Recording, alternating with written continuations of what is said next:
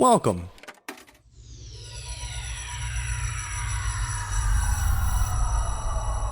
to Arcade Audio.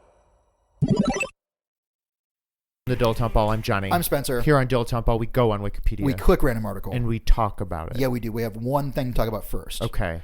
Childhood Bugs. obesity. Oh. No, we're doing. We're gonna be part of Pod Slam this year, the 5th annual Pod Slam, which is a podcast marathon in benefit of Connor's Cure, which researches cures for childhood cancer, pediatric cancer. So that's going to be on September 21st here in Chicago at the I.O. Theater. You can buy tickets if you're in the city. You can buy tickets. It's like all day pass for like $10. Yeah, I saw that and I was like, It's crazy how cheap it is for this much of content. Yeah. You can come, you can leave. As you, like, if you want to go get dinner and come back, you're still covered. If you're not in Chicago and you still want to donate to this awesome cause, you can go to arcadeaudio.net and find the Pod Slam down a little banner there, and you can donate online and help us reach our goal this year, which is $5,000. and if you are in Chicago and don't want to donate, you can just shoot that money right over to me on Venmo. Yeah, you know your Venmo name? Is there any reason why you wouldn't want to share your Venmo name? Someone could just request you for silly things, and you'd have to ignore it. Not worth it. Yeah, it's probably not worth it. If you want to send me money, hit me up. I'll give you my Venmo. Please don't do that. Yeah. I would feel bad. If someone gave you like $1,000 but didn't donate to the Pod Slam. That'd be very funny. Like some kind of weird uncle with like stipulations in his will. The other day, a friend of ours, we got food, and he paid me instead of requesting. He paid for the food, and then he gave you more money. Yeah. I was like, you fucking bozo. I was talking to my mom recently, I was, but that's not the story's about her. Okay. But I was talking to my dad. Okay. My dad goes, Get a load of what your mother did. yeah. He goes, you know your mom's ex-husband? I'm like, no, not really. Like, they were married like 40 years ago. Like, I don't know anything. He goes, yeah, well, your mother was talking to one of her friends, and she mentioned that your mom was probably entitled to some of his Social Security, and sure enough, she was, and so she had been entitled to like whatever, some percentage of his, so like let's call it half, just because I guess they had been married at one point, and maybe he hasn't remarried since or something. I don't know the circumstances, but she was indeed entitled to half of his Social Security. Motherfucker died. Guess who now collects 100% of that dude's Social Security? Your mom? My mom just straight up gets free money for happening to have been married to a man like 30 or 40 years ago. What? What an insane loophole. I have no clue. Why? He must have no family, right? So what you're telling me is we should both be marrying as many people as we can. I guess so. Yeah. And then hoping that they never find happiness again. I gotta make a quick call. Isn't that wild? I'm like, you're shook. I'm gobsmacked. Yeah. So I didn't ask any more details. Well, sure, but I just assume. Here's what I assume. Okay. They got married and then they got divorced, and he never married again. Okay. And he doesn't have any kids or anything. Okay. That to me is the path that the money will then drop. But the bigger question is, why is the money still coming in at all? If he's dead, maybe he might have been in the military, and maybe there's some sort of weird military thing. That I could see. Like a military pension or something. But like, it seems to me, if they were not married and probably didn't, I assume, talk much even. I can't imagine. Why is anyone getting that money? Right. Why aren't they saving it for us? What, the government? Yeah. Yeah. I don't know. Maybe it's not American government. Maybe it's like maybe because I think when they were, he must be American. I was going to say, because when he was, the one thing I know about him is he was in the military and they were stationed in Dusseldorf, Germany. Okay. It must be a military thing. It's got to be, right? Got to be. Because when you die, the government's not like, I'm going to keep giving you money. Right. Yeah, I don't know. Unless your mom's committing some pretty sick fraud. Just going to say, maybe I'm blowing my mom's spot up. I don't know. Anyway, the thought occurred to me. That's wild. It's really wild. Imagine just getting like, I don't know how much that would even be. Let's say it's $200 a week. Do you think that's possible? $150 a week. 150 seems for so Social what is Security. that? $600 a month. $600 a month. You imagine just getting free $600 a month. That's a lot. That's huge. And she lives in Florida, where it costs like $3 to like Buy a house. buy a house. $600 a month is like It's insane. that's like That's $7,200 a year. To be fair, we made this number up. We did make this number up. That's true. That is absolutely true. Even if it's $100 a week. Let's say it's $50 a week. Okay, That's that's still like $2,500 a year. imagine what you could do with an extra $200 a month. Dude, no. I refuse. I don't know, man. I think we've gotten this one. Okay. Battle of Aachen? Akon and Young Jesus. The Battle of Aachen. Spell it? Aachen. Aachen? Say it again. Aachen. AA is throwing me off. Yes. It's in Germany. So my guess is Aachen. Okay. The Battle of Aachen was a major combat action of World War II fought by American and German forces in and around Aachen, Germany between 2 to 21 October 1944. Near the end. Yeah. The city had been incorporated into the Siegfried Line, the main defensive network on Germany's western border. It kept all the tigers out. Thank you. The Allies had hoped to capture it quickly and advance to the industrialized Ruhr Basin. Although most of Aachen's civilian population was evacuated before the battle began, much of the city was destroyed and both sides suffered heavy losses. It was one of the largest urban battles fought by U.S. forces in World War II and the first city on German soil to be captured by the Allies. Oh, wow. So this has got to be the beginning of the end then. Yeah. Wow.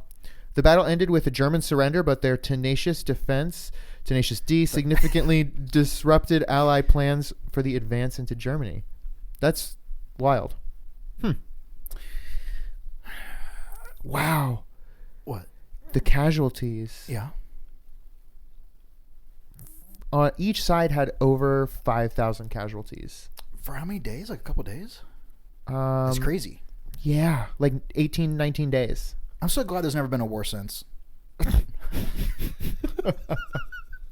Yeah, me too. Yeah, that's pretty cool. Man, that's crazy. Do you have any family that fought in this particular war? The Second Great War? The Second Great War? Yes, my great grandfather. Mine too, probably, right? Maybe, but I actually knew my great grandfather very well. Okay. He. So when I would see him, he was a ghost and would visit me at night. No, he lived up until. I wish that was true. I was like 18. Okay. So I knew him. I mean, I would go over to my great grandparents' house like literally almost every day. Okay. He would show you all his medals. Yeah. He had Tungsten. copper. And, yeah. Okay.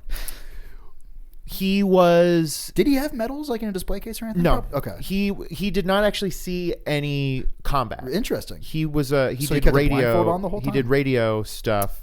Wow. Interesting. In the Navy. Okay. So he was on a submarine, and Cool. he was also stationed at Saipan. Okay. I believe, if I'm not mistaken, my great grandfather served on the USS Enterprise. I'm not. I know it's ridiculous. That's a real boat. It's a real boat. Did they know when they made the show? They must. They had have, to, right? Yeah. Is it on purpose? It's got to be, right? Probably. Why did they name it that? I don't know, but I mean, the name of my grandfather's submarine was the Millennium Falcon. So, can you imagine being on a submarine? No. How small are they even? Have you seen one? I've never. Well, there's that fucking U-boat at the Field Museum. That's what I was thinking. Like, and you've seen that one? It ain't big. Can you go inside of it or no? You can. It's not big. Could you pass somebody in a corridor? It'd be snug. It'd be snug. That's so scary. Because in my head and in movies, they're fucking big. They're massive. They're like cruise ships underwater. Yeah. They ain't like that. How long do you think they can stay underwater at a given? Too long. Too fucking long. It couldn't be a month, could it? Oh, that makes me sick to think about. A fucking month? Could you imagine? Under like 5,000 feet of water. Imagine just diving down 50 feet.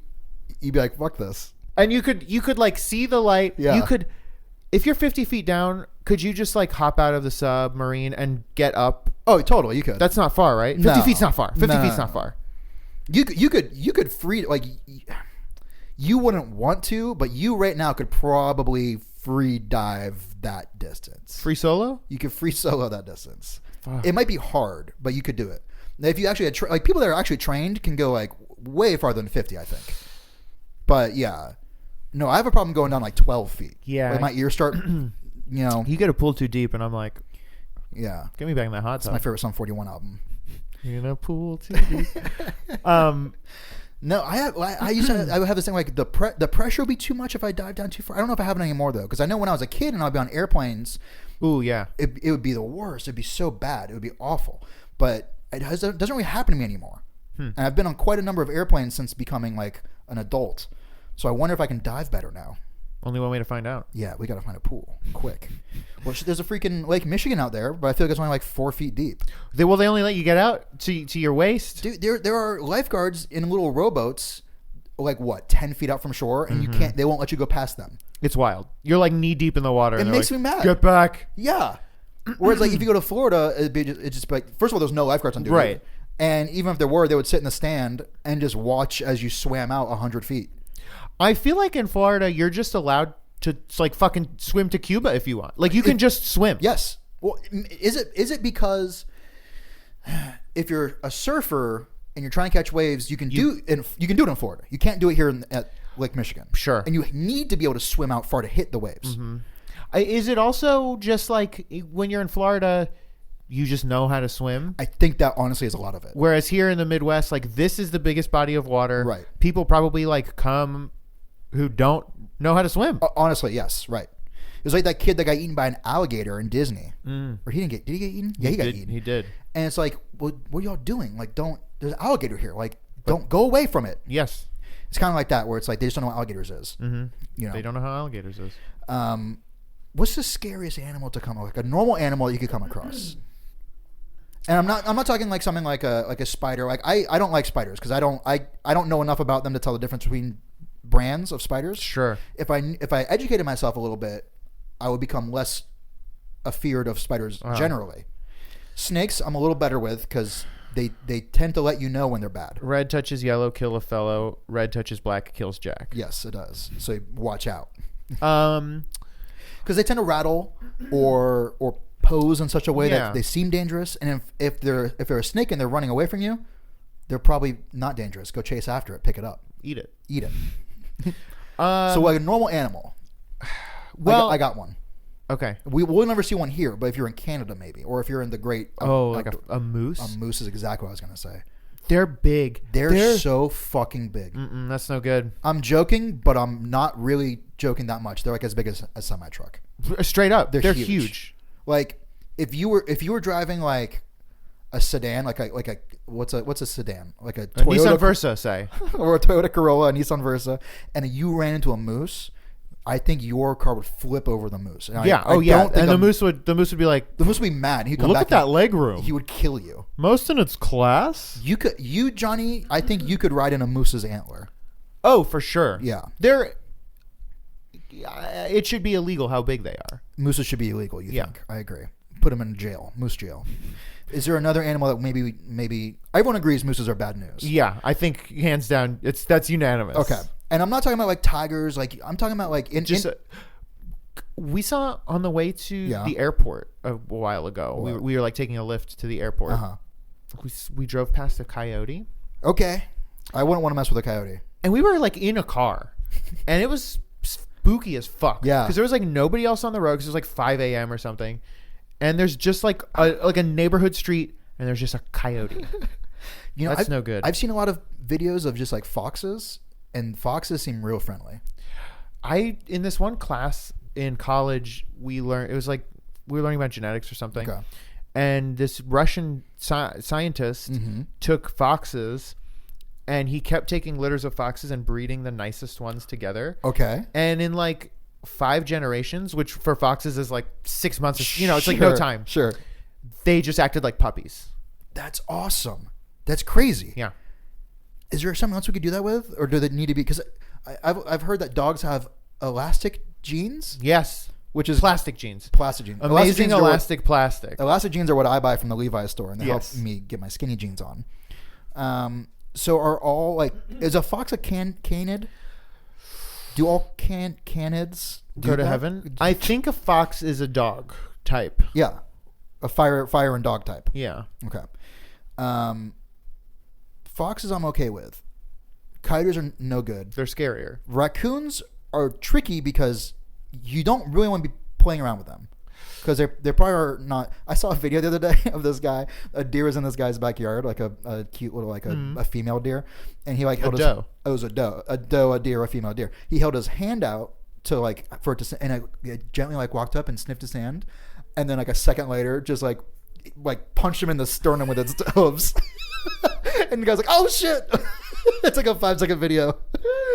So like I guess deer maybe are up there. Like you want to mess with a deer, although a baby deer I bet would be great. But then there's that one guy who has all those YouTube videos where he's just like, everybody eats. Yeah. And he's just feeding like marshmallows and shit to a deer, and it rules. Yeah, that does rule. And he named all of them. Oh man, you know what would be kind of fun if you had a pet like a full grown like raven, and then a baby deer, and like a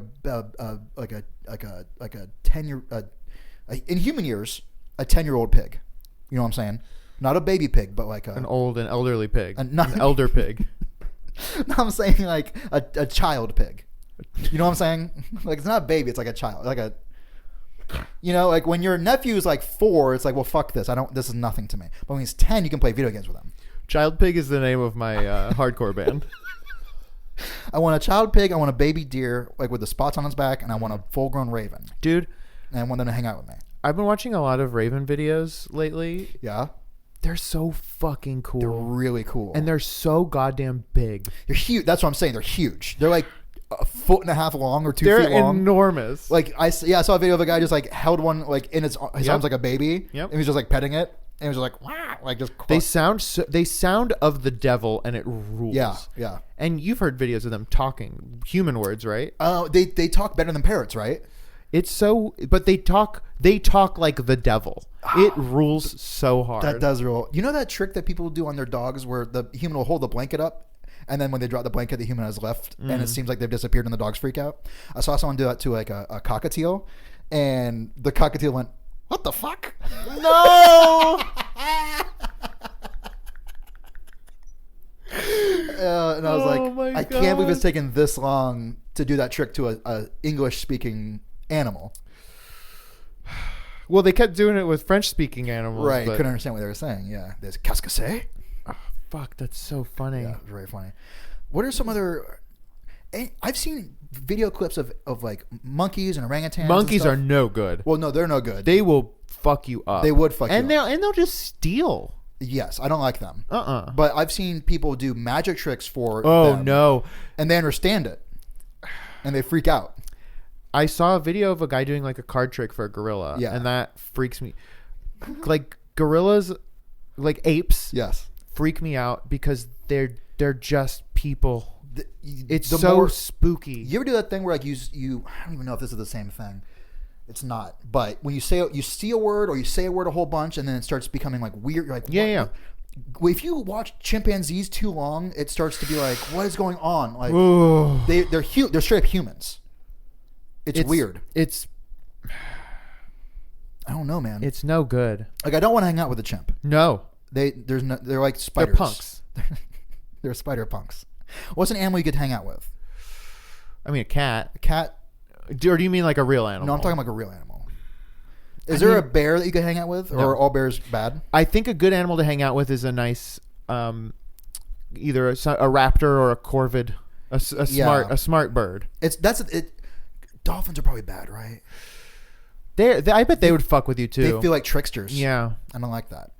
But yeah, I mean, imagine a falcon or a raven. Okay, yeah. Just sit like fucking sitting on your arm or chilling on your shoulder. I'm picturing like he's clutched onto the back of your sofa and you're just watching like Mindhunter together. Smell you later. Oh, Flat Earth for sure. That's it. Thank you for playing Arcade Audio. Play more at arcadeaudio.net.